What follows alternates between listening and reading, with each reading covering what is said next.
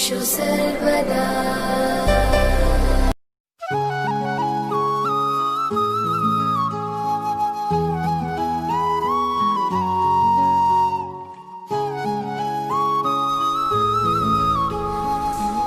नमस्कार, दिनेश कुमार माली, कक्षा एकादशी, विषय गणित, अध्याय दूसरा, संबंध व फलन।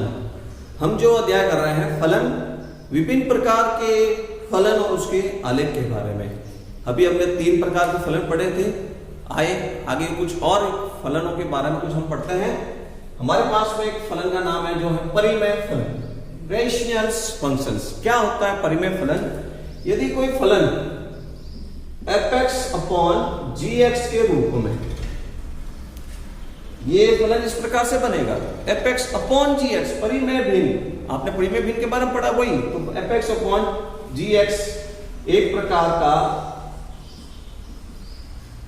परिमेय फलन है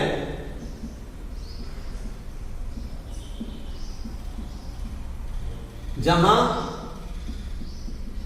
fx व gx प्रांत में परिभाषित हो। प्रांत में ये fx और gx परिभाषित होने चाहिए, तो वो जो ये फलन होगा हम उसको परिमेय फलन कहेंगे। आइए हम एक परिमेय फलन को लेकर उसका आलेख और प्रांत और परिसर ज्ञात करते हैं। हमारे सामने एक फलन है fx या y बराबर 1/x। ये इसके लिए फलन प्रश्न में यहां इस तरह से ऐसे दिया हुआ है f r माइनस 0 से r। इस तरह से एक हमारे सामने एक फलन दिया हुआ है। जो f है वो r माइनस 0 ने प्रांत में से 0 को हटा दिया है, क्योंकि यहां फलन आप देख रहे हैं तो 1/x है। अभी हमने बोला fx gx प्रांत में परिभाषित होना चाहिए, तो gx यहां पर x दिख रहा है, x का मान 0 नहीं हो सकता। परिभाषित होने के लिए x का मान 0 नहीं हो सकता। इस फलन का हमको प्रांत, परिसर और सहप्रांत ज्ञात करेंगे और आलेख ज्ञात करेंगे। तो कुछ हम ऐसे फिर वापस वही बिंदु लेने वाले हैं जो आलेख में आसानी से उसको प्रदर्शित कर सकते हैं, लगभग पैमाना लेकर। तो हम कुछ ऐसे बिंदु बनाएंगे जिसको हम आलेख में आसानी से व्यक्त किए जा सकते हैं। तो फलन का प्रांत तो सबसे पहले आपको ध्यान में आ गया है कि फलन का जो प्रांत है, यानी जो हम x की वैल्यू जो हो रखेंगे वो r माइनस 0 के अलावा वास्तविक संख्या कोई भी रखकर हम यहाँ हमारा fx की वैल्यू निकाल सकते हैं। तो x 0 के अलावा हम कोई भी रख सकते हैं, और y जो हमारे यहाँ पर 1/x की जो वैल्यू उसमें रखेंगे, जो आएगा वो हम देखेंगे। 0 के अलावा हम रखने वाले हैं। तो आइए सबसे पहले हम रखते हैं इसके अंदर माइनस का 2 रखने पर इसकी वैल्यू माइनस में रहेगी। माइनस का 0.5, माइनस का 0.5। माइनस का 1 रखने पर माइनस का 1 ही रहेगा, 0 हम रख नहीं सकते। ठीक है, कुछ ऐसी वैल्यू रखें जिसको आलेख में प्रदर्शित करना आसानी से हो जाए। इसके मध्य बिंदु में कुछ और भी है, परंतु हम उसको अभी नहीं देख रहे हैं। आगे देखेंगे तो माइनस का 0.5 रख दिया, तो माइनस है तो माइनस में आएगा, और इसका जो आंसर आएगा वो है माइनस का 2। ये मान अगर मैं प्लस में रखूं तो प्लस में आने वाले हैं। 1 रखने पर 1 आएगा, 0.5 रखने पर 2 आएगा, 1 रखने पर 1 आएगा, और 2 रखने पर 0.5 आएगा। तो ये हमने कुछ बिंदु बनाए जिसको आलेख में रखेंगे।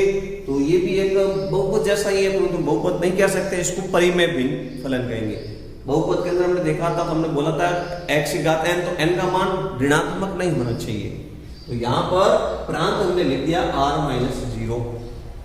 ठीक है, सहप्रांत जो प्रश्न में लिखा हुआ है उसी को हम सहप्रांत बोलते हैं। तो सहप्रांत प्रश्न में यहां लिखा हुआ है r। तो प्रांत की बात करनी है हमने, तो 0 आएगा ही नहीं, 0 रखा ही नहीं, तो 0 आना ही नहीं आंसर में। तो परिसर भी ये का ये होगा जो यहां पर आया है, r माइनस 0। अब इस बिंदुओं को हम आलेख में प्रदर्शित करके इस प्रकार से एक आलेख हम प्राप्त कर सकते हैं। माइनस रखने x का मान माइनस रखने पर वो माइनस की तरफ जाएगा, और निरंतर वो माइनस में कम होता जाएगा। ठीक है, और प्लस में रखने पर वो प्लस में जाएगा। इस तरह से इसके दो वक्र जैसी आकृति यहाँ पर बन रही हैं, आप आलेख में देख सकते हैं। यहाँ पर ये आलेख प्रदर्शित किया हुआ है, देखिए इसके अंदर वक्रानुकार आकृति में इस तरह से इसका आलेख बनता है। इस प्रकार के हम कहीं और परिमेय फलन को देखकर अभ्यास करें। लिखिए इसको समझते हुए। आइए एक और हम मापांक फलन मॉडुलस फंक्शंस के बारे में पढ़ते हैं। क्या होता है मॉडुलस फंक्शंस? एफ आर से आर एफ एक्स बराबर मापांक एक्स। यहां पर ये जो एक्स के दोनों तरफ समांतर जो लाइनें खींची हुई, इसी को हम मापांक कहते हैं। मॉडुलस इंग्लिश में इसको बोला जाता है, फिजिक्स में भी इसका कई बार प्रयोग करते हैं। कई बार हम कहीं भौतिक राशियों के अंदर माइनस हटाने के लिए हम मॉडुलस लगाते हैं, 10 माइनस हटा देंगे। परंतु ये कुछ यहां पर आलेख की बात कर रहे हैं तो इसमें इसका कुछ चेंज है, परिवर्तन है। मापांक फलन मॉडुलस फंक्शन जो है एफ एक्स बराबर मापांक एक्स, इस मापांक फलन को हम निरपेक्ष फलन भी कह सकते हैं। निरपेक्ष फलन भी कहते हैं। मापांक फलन को हम निरपेक्ष फलन भी कहते हैं। निरपेक्ष मान आएगा इसलिए इसको निरपेक्ष मान फलन भी कहा जा सकता है। तो एफ एक्स बराबर मापांक एक्स यहां जो लिखा गया है, तो इसमें आप देखेंगे कि जब एक्स की वैल्यू रखी जाएगी धनात्मक और ऋणात्मक, तो इसके लिए इस फलन का मान परिवर्तन होता रहेगा। तो देखिए किस तरह से इसके दो फलन दो भाग में हम बोल सकते हैं। नंबर 1, यदि x का जो मान है, हम x का जो मान है 0 के बराबर या 0 से बड़ा रखें, तो एफ एक्स का मान वही रहेगा जो फलन में है x। यहां मापांक दो भागों में तोड़ रहे हैं। प्लस के मान भी रखेंगे x और माइनस का भी मान रखेंगे x का, तो x का मान 0 के बराबर और 0 से बड़ा होगा, तो x का जो मान होगा एफ एक्स का मान जो होगा वो x ही होगा। अब दूसरा, यदि हम x का मान 0 से कम यानी जितने भी ऋणात्मक मान है एफ एक्स में, जब भी हम जितने भी x के ऋणात्मक मान रखेंगे तो उसका मान माइनस एक्स में आएगा। ये जो फलन है अभी हमने इससे पहले हमने पढ़ा था तत्समक फलन के बारे में, तो तत्समक फलन से मिलते जुलते फलन बन गया है। परंतु वहां पर हम बोल रहे थे वो मूल बिंदु से गुजरती हुई रेखा जाने वाली है, परंतु यहाँ पर हम दोनों फलन को साथ में बोल रहे हैं। तो मूल बिंदु से गुजरता हुआ तो जाएगा परंतु नीचे नहीं आएगा, ऊपर ही मुड़ जाएगा। वी जैसी आकृति बनेगी एक, इंग्लिश का आप अल्फाबेट अक्षर देखते हैं तो वी, तो वी जैसी आकृति में इसका आप आलेख देख रहे हैं यहाँ पर, तो वी जैसी आकृति में बनने वाला है। x यदि धनात्मक है तो धनात्मक के अंदर ये रेखा ये आगे बढ़ती जा रही है अनंत तक, और x यदि ऋणात्मक है तो ऋणात्मक के अंदर ये बढ़ता हुआ निरंतर जा रहा है, y माइनस नहीं होगा। ठीक है, तो समझते हुए आलेख लिखिए। प्रांत और परिसर की जब बात करेंगे तो इसका जो प्रांत है आप देख रहे हैं, इसका जो प्रांत है आप देख रहे हैं, तो इसके अंदर R सह प्रांत है, वो भी क्या है R है। परिसर की बात करें तो परिसर में y की जो वैल्यू है, हम बोल रहे हैं कि ग्राफ तो ऊपर ही जा रहा है इधर v जैसी आकृति में, तो इसका मतलब माइनस में तो ये हो ही नहीं रहा है।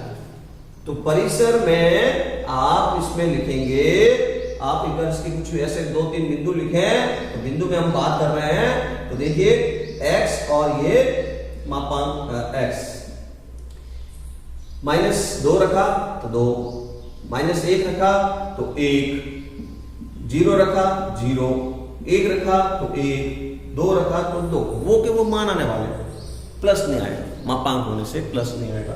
तो इसका परिसर हम बात करेंगे, तो परिसर धनात्मक वास्तविक संख्या, इसके मध्य बिंदु और भी है, वो धनात्मक वास्तविक संख्या इसका परिसर होगा। इस तरह से आप इस वाले को बढ़िया समझे, लिखिए समझते हुए। आइए अब हम जो पढ़ रहे हैं वो है चिन्ह फलन, सिंगम फंक्शंस। तो किस तरह से सिंगम फंक्शन क्या होता है, आलेख प्रांत परिसर, उसके बारे में देखिए। प्रत्येक x बिलोंग्स टू r के लिए बात कर रहे हैं। फलन यहां दिया हुआ है r से r पर। एक फलन इस तरह से है, एफ एक्स बराबर मापांक x अपॉन x, ऊपर मॉडुलस लिखा हुआ है, यदि x not is equal to 0, यहां पर इसको परिभाषित करने के लिए x का मान 0 नहीं होगा, या एक और फलन साथ में जोड़ रहे हैं, वह इसका मान 0 हो सकता है। यदि x का मान 0 है तो फलन 0। इन दोनों फलन को इंक्लूड करते हुए जो फलन बनता है उसको बोलते हैं छिन्नह फलन। तो छिन्नह फलन बनाने के लिए हम इसको मापांक को जब मापांक हटाएंगे तो भी हमने पढ़ा था मापांक फलन में x का मान प्लस में भी है और x का मान माइनस में भी है। प्लस में कब होता है तो अभी आपको बताया था कि यदि x का मान 0 से बड़ा है तो यहां पर x प्लस का होगा, तो x प्लस का होगा तो x बटा x इज इक्वल टू 1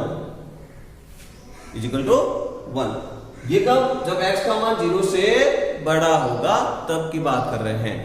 दूसरा fx बराबर 0 लिखा हुआ है सीधा, x बराबर 0 होने पर इसका मान 0 फलन पर x का मान 0, x का मान 0 रखने पर fx का मान 0, 0 पर 0, ठीक है।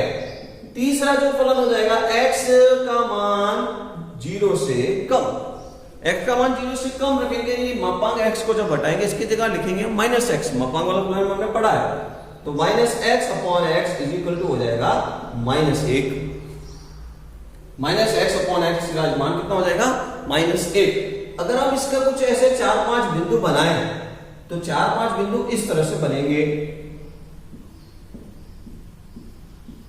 ऊपर x में वास्तविक संख्या में कुछ भी रख सकते हैं जो इसका प्रांत है, ठीक है, और fx जो यहां पर ये दिया हुआ है ये दोनों fx में है, ये दोनों ही मिलाकर fx बन रहा है छिन्नह फलन के लिए। तो कुछ मैं मान इसमें रख रहा हूं, x का मान 0 से बड़ा, जैसे मैंने यहां पर x का मान 0 से बड़ा रख दिया 3 तो वैल्यू 1 ही है, 2 वैल्यू 1 ही है, 1 तो भी वैल्यू 1 ही है, 0 रखने पर 0, x का मान 0 रखने पर फलन का मान 0 बोला जाएगा। अब माइनस में जाएंगे तो -1 रखने पर -1, -2 रखने पर -1, -3 रखने पर -1, इसका वैल्यू में फिर -1 ही हो जाएगा। इसका मान कुछ फलन आपने जो सबसे पहले पढ़ा था कांस्टेंट फंक्शंस, अचर फलन, तो अचर फलन की बात यहां पर हो रही है। यहां तक देखें तो ये एक समांतर रेखा हो जाएगी, किसके, x एक्स के समांतर। हमने पढ़ा सबसे पहले अचर फलन का जो आलेख बनता है तो उसमें एक रेखा x एक्स के समांतर बनती है, तो आप आलेख में देख रहे हैं तो इसका x एक्स के समांतर एक रेखा बनेगी जो कि 1 से इधर की तरफ बढ़ते हुए जा रही है, दाईं ओर बढ़ते हुए जा रही है। 0 पर 0 एक बिंदु बनाया हुआ है, उसको छायांकित किया गया है। फिर माइनस में रखने पर, तो माइनस में रखने पर फिर एक समांतर रेखा जो बन रही है, -1, -2, -3, भले x का मान कितना भी हम आगे -1, -2, -3 रखें, परंतु fx की वैल्यू स्थिर होगी -1 पर। तो -1 पर एक समांतर रेखा खींची हुई है जो आलेख में आपको प्रदर्शित कर रहा है, देखेंगे आप, देखिए। तो अब हम इसके बात करते हैं प्रांत की, डोमेन बोलते हैं, तो प्रांत इसका फिक्स हो गया R, हमें कोई भी रखना है मान इसका। सह प्रांत जो प्रश्न में दिया हुआ है वही बोलेंगे हम, प्रश्न के मुताबिक सह प्रांत R है। अब परिसर की बात करते हैं, तो परिसर में आप देख रहे हैं एपेक्स की जो वैल्यू है वो परिसर है, तो एपेक्स की वैल्यू आप देख रहे हैं परिसर में 3 के अलावा कोई तीसरा बिंदु नहीं आ रहा है। परिसर में -1, 0 और 1 ये इसके परिसर में आएगा। छिन्नह फलन में 2 रेखा एक समांतर जा रही है और एक बिंदु आ रहा है, इस फलन को बोला जाता है छिन्नह फलन। ये जो हम फलन जब भी पढ़ रहे हैं इस फलन का अनुप्रयोग हम आगे वाले अध्याय में करेंगे। फलन का सतत होना, फलन का अवकलनीय होना, फलन का समाकलन और अवकलज का मान ज्ञात करना, उसके अंदर इनका अनुप्रयोग किया जाता है। इस तरह इस फलनों को पढ़ना और समझना बहुत ही जरूरी है, समझते हुए इनको लिखें।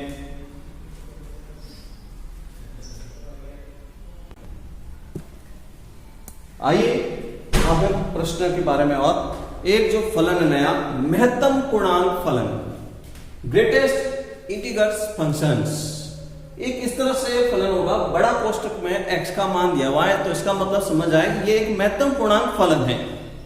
यहाँ वास्तविक संख्या r से r में इस प्रकार एक फलन है महत्तम पूर्णांक फलन, तो इसमें fx में x का मान ऐसा वास्तविक संख्या में रखने पर उस फलन का जो मान होगा x के बराबर या x से कम ग्रहण करेगा तो वो फलन एक महत्तम पूर्णांक फलन कहा जाएगा।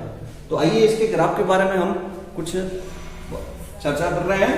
तो सबसे पहले यदि fx जो है महत्तम पूर्णांक x का मान हम मान लेते हैं कि यदि इसमें जो x का मान होगा -1 के बराबर या उससे कम, -1 के बराबर या उससे बड़ा और 0 से कम, तो हमने अभी बोला कि इसका जो वैल्यू जो होगी वो एक निश्चित हो जाएगी, या तो x के बराबर, x का जो मान रख रहे हैं वही, या उससे कम। तो इसकी जो वैल्यू बनेगी वो -1 हो जाएगी। x का मान -1 के बराबर या उसके बराबर तो उससे कम, तो उसकी वैल्यू कितनी हो जाएगी -1। चाहे हम x का मान वास्तविक संख्या में कुछ भी रखें, जैसे हम उदाहरण ले रहा हूं मैं, जैसे यहां पर मैंने रख दिया माइनस का 0.8, माइनस का 0.7, माइनस का 0.4, तो इन सब का मान -1 के बराबर ही होगा। तो इस फलन को हम बोलेंगे महत्तम पूर्णांक। तो इसका जब ग्राफ बनाएंगे हम, तो यहां पर इसका जो ग्राफ बनेगा, हम इसके बीच में इसकी वैल्यू रख रहे हैं, यहां से लेकर यहां तक इसके बीच में वैल्यू रख रहे हैं। इसकी जो वैल्यू बन रही है वो ये -1 बन रही है। इसका जो एक आलेख जो आएगा, एक सीढ़ी नुमा एक आकृति में आएगा, सीढ़ी बनेगी आगे। और हम देखते हैं इसके लिए, यदि महत्तम पूर्णांक x, यदि x का मान आगे बढ़ते हैं इससे 0 के बराबर या 0 से बड़ा और 1 के बीच में, 0 के बराबर या 0 से बड़ा या 1 के बीच में, तो इसकी वैल्यू जो बराबर है उसी को ले, बराबर है उसी वैल्यू को हम यहां पर लिखने वाले हैं। तो 0, यही महत्तम पूर्णांक है, तो 0 आएगा। इसके बीच में कोई भी मान रखेंगे 0.7, 0.3, 0.1, तो इन सब का मान 0 के बराबर ही इसकी वैल्यू बनेगी। ये सब महत्तम पूर्णांक, इसकी वैल्यू फिक्स हो जाएगी 0। तो इसका जब ग्राफ हम फैक्ट करेंगे 0 से 1 के बीच में, तो इसकी जो वैल्यू है वो फिक्स हो जाएगी यहां पर, ये इसकी 0 के 1 के बीच में। फिर आगे हम देखेंगे महत्तम पूर्णांक x बराबर, यदि x का जो मान है 1 के बराबर या 1 से बड़ा और 2 से कम, तो इसका जो मान फिक्स बराबर में कौन है 1, तो इसका फलन का जो मान हो जाएगा आलेख के अंदर 1 हो जाएगा। fx की वैल्यू 1 बनाएगी, तो कितना भी चाहे कोई भी मान रखते हैं आप, 1.2, महत्तम पूर्णांक में 1.8, महत्तम पूर्णांक में 1.99, तो भी इस सब का मान कितना हो जाएगा 1 ही होगा। तो इसका जब आलेख हम बनाएंगे तो यहां पर इसके आलेख में यहां से लेकर यहां तक इसकी जो वैल्यू बनेगी वो 1 बनेगी। इस तरह से इसका जो एक आलेख हम देखेंगे तो एक इस तरह से सीढ़ी नुमा सीढ़ी आकृति में ये आलेख बनता हुआ जाएगा। इसको कहते हैं महत्तम पूर्णांक फलन। fx में x का जो मान x के बराबर या उससे कम जो है ग्रहण करेगा, उसको हम बोलेंगे महत्तम पूर्णांक फलन। तो इस तरह के फलनों का और अभ्यास करेंगे और समझते हुए लिखेंगे, करेंगे। त्रिकोणमितीय फलन हम जो पढ़ेंगे, इसके आगे अध्याय है तीसरा, उस त्रिकोणमितीय फलनों के बारे में उसमें हम अध्ययन कर लेंगे। तो ये कुछ हमने आज पढ़ा है वो फलनों के प्रकार के बारे में, उनके आलेख और उनके प्रांत परिषद के बारे में। तो अभी हम इसका जब अगर प्रांत बोलेंगे तो इसका जो प्रांत बोला जाएगा, तो जो हमने प्रश्न में लिखा है वो प्रांत है, प्रांत R। सह प्रांत वो भी प्रश्न में लिखा हुआ है R है। और यहां पर आप देख रहे हैं तो इसकी जो वैल्यू है 1, 0, -1 इस तरह से आ रही है। तो परिसर जब बोला जाएगा तो परिसर में पूर्णांक संख्या,